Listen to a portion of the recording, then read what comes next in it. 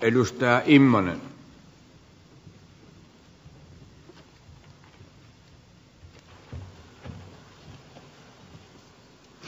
Arvoisa herra puhemies, perussuomalaiset ovat alusta lähtien vastustaneet EUn velkamaiden tukemista suomalaisten kustannuksella.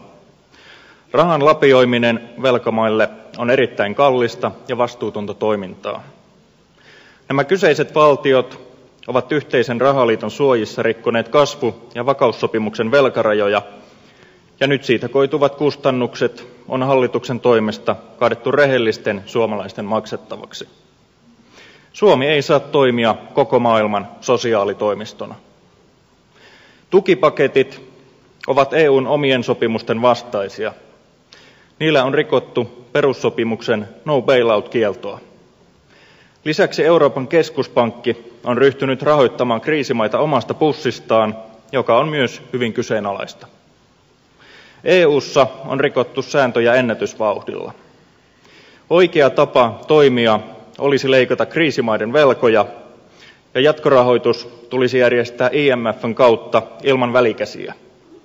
Tosin Suomen osuus 3,8 miljardia euroa on liian suuri.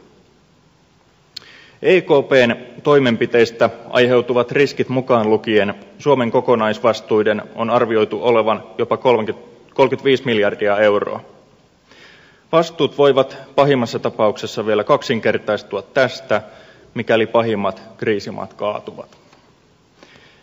Arvoisa puhemies, jo ennen euron perustamista sen katsottiin sotivan pahasti talouden logiikkaa vastaan. Nyt tilanne on johtanut siihen, että jotkut Euroopan keskuspankit ovat alkaneet varautua euron hajoamiseen.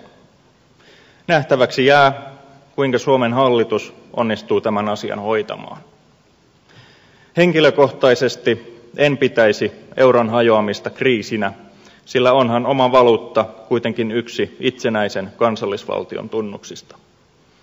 Toivotan siis markan tarvittaessa lämpimästi tervetulleeksi. Euro ei yksinkertaisesti toimi ilman liittovaltiota.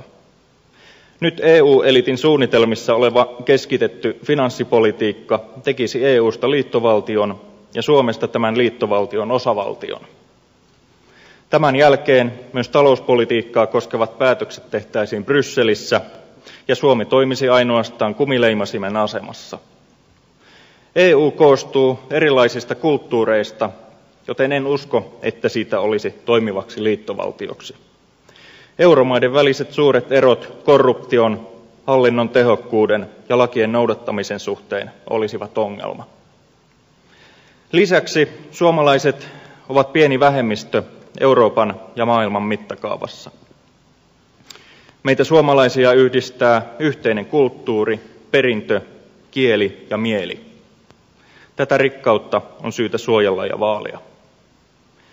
Britannian pääministeri teki oikean päätöksen pitämällä maansa EUn vakausunionin ulkopuolella. Suomen olisi nyt tehtävä samoin. Pidetään Suomi edes osittain suomalaisten käsissä. Arvoisa puhemies, hallituksen ajama universaali sosiaalitoimistopolitiikka voi ajaa myös Suomen velkaloukkuun. Suomen valtionvelka on tällä hetkellä noin 80 miljardia euroa ja se kasvaa huolestuttavan kovaa vauhtia. Nyt on laitettava Suomen piikki kiinni. Arvoisa herra puhemies, kannatan edustajan Soinin esittämää epäluottamuslausetta.